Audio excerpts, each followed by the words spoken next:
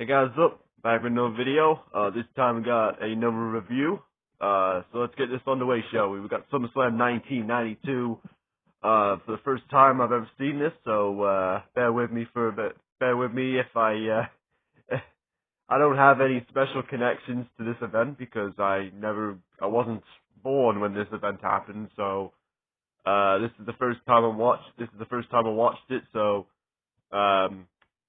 go easy on me, I hope. Anyhow, let's get on with this, shall we? So the opening, we had an opening video package, not video package. We had the opening, which was basically very British-like. It was 30 years ago, 1992, and it was from Wembley Stadium in London, England. So, yeah, very funny stuff. They were asking the fans, and it was very British-like. It was like, oh, I think the Ultimate Warrior is going to win. I think Macho Man Randy Savage is going to win. Or, I think Mr. Perfect will be at Randy Savage's corner, and blah, blah, blah, blah.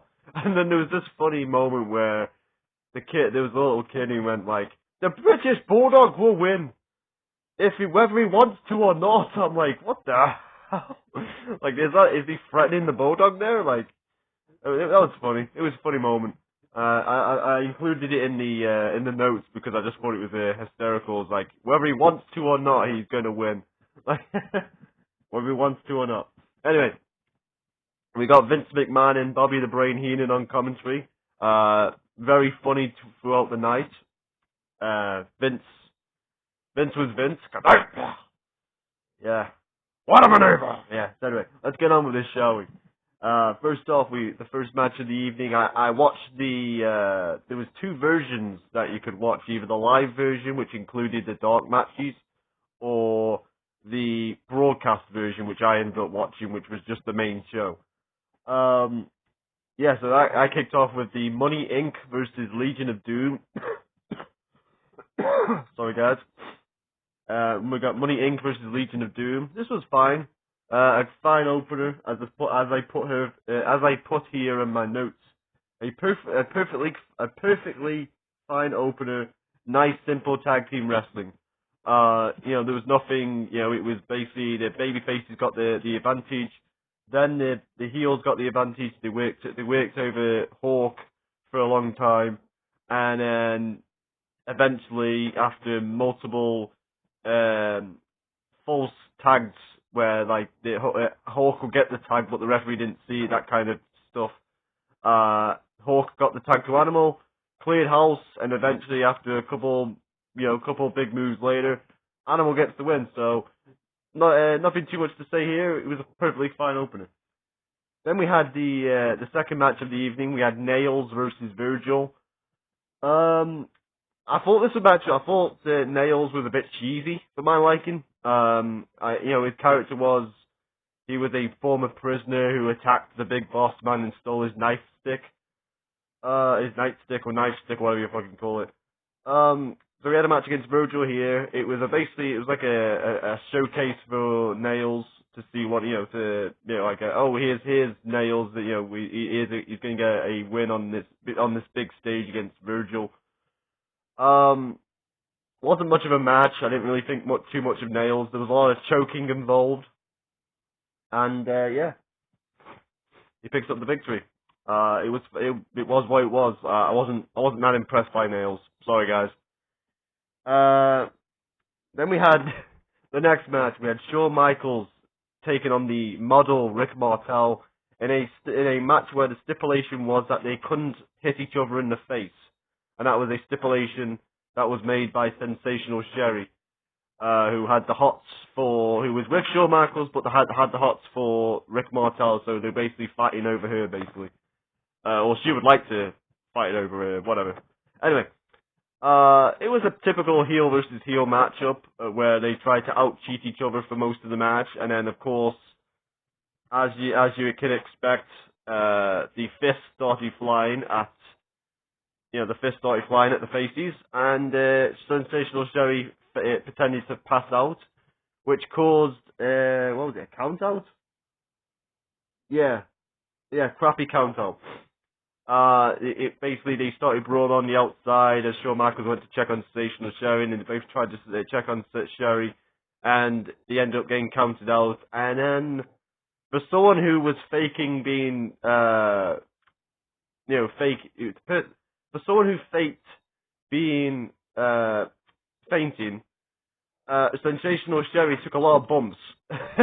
Shawn Michaels lifted her up to take her to the back, and then Rick Martel attacked her at Shawn Michaels, and then she fell again, and then, and then it all ended up with Rick Martel throwing water over Sensational Sherry, and Sensational Sherry being like, oh, embarrassed. So, it was what it was, a bit cheesy, a bit corny, but it was what it was. Then we had the Natural Disasters taking on the Beverly brothers for the tag team titles. I wasn't a fan of this match.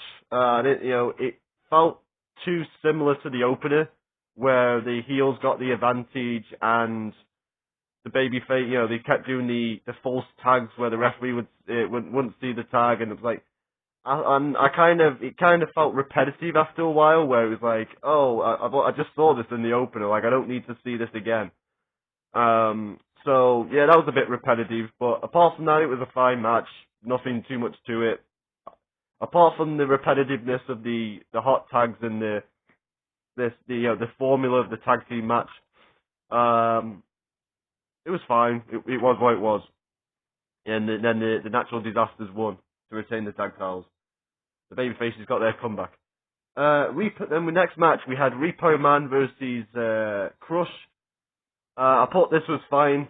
It was basically a showcase match for Crush. And the reason why I say a showcase, because it was basically there to get Crush a big win on the big stage. If I'm not mistaken, these two used to be partners. If I'm not mistaken, I swear I heard Pete Don Bunny say that on his video, that they used to be tag partners. Correct me if I'm wrong on that one.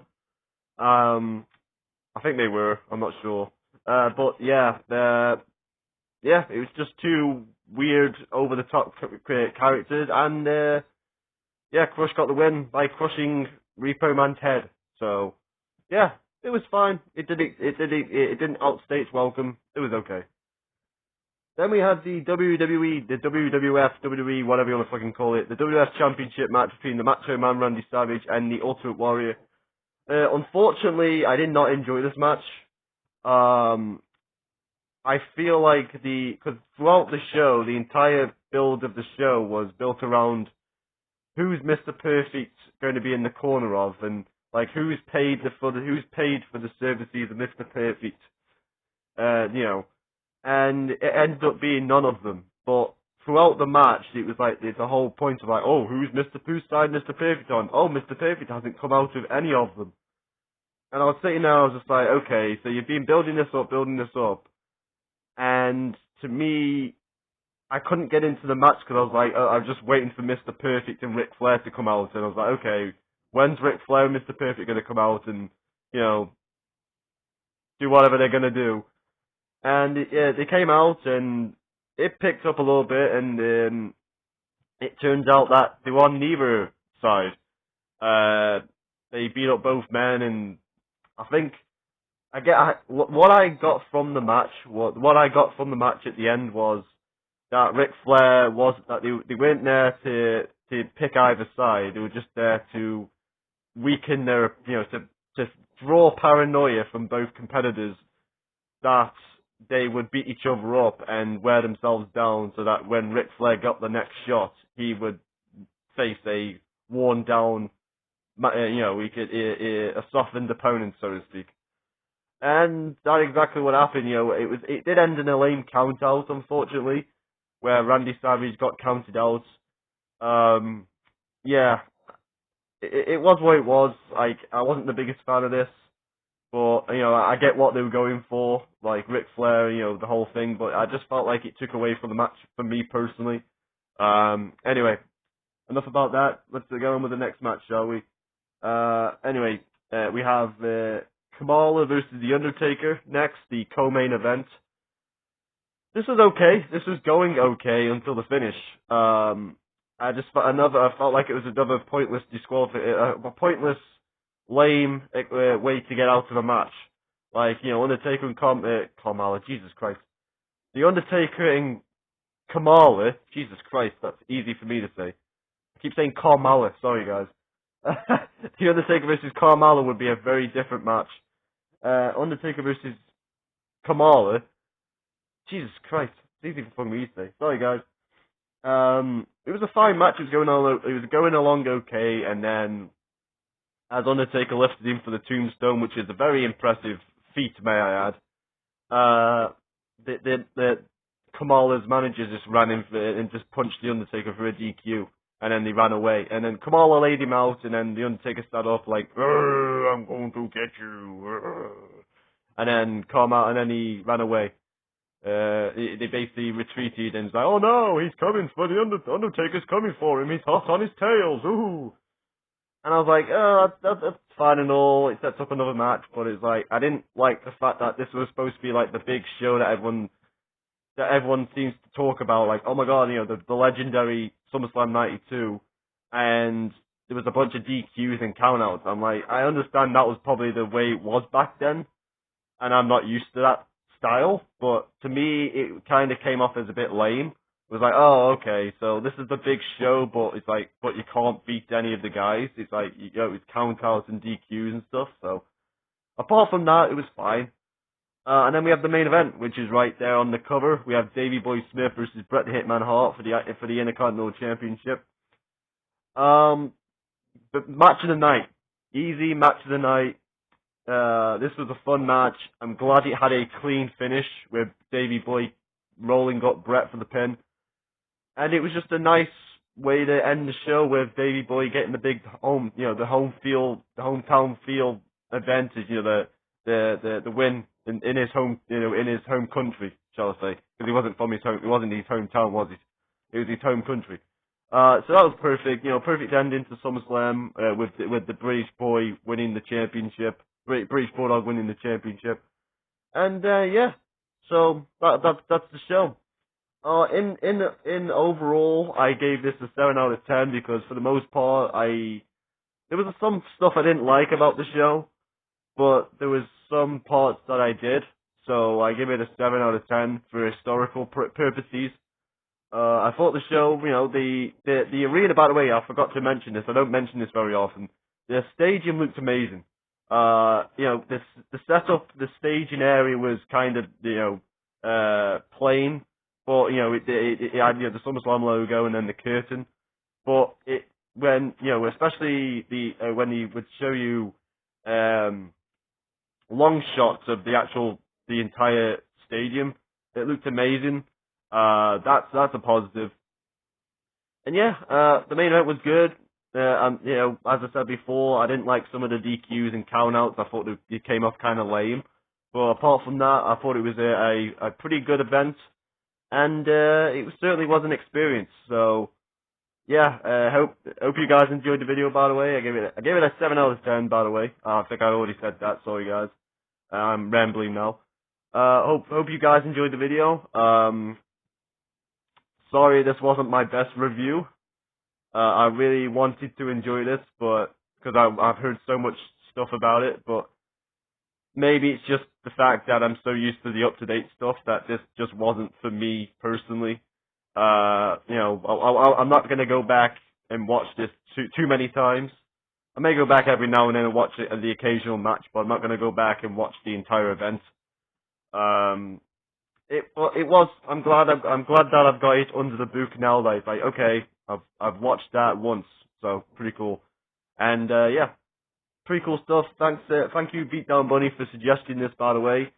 And I'm just gonna say off the bat, I apologize if, because I know a lot of people have special memories of this event, so I apologize if I offended anyone in this video. It's just, I come from a different I've just watched many generations of different wrestling, so sorry guys. Anyhow, less about the negativity, less about me apologizing. 7 out of 10, I think 7 out of 10's good. Yeah, anyway, that's it for now guys. Hope you enjoyed the video. I'll see you again next time right here, and I'm out.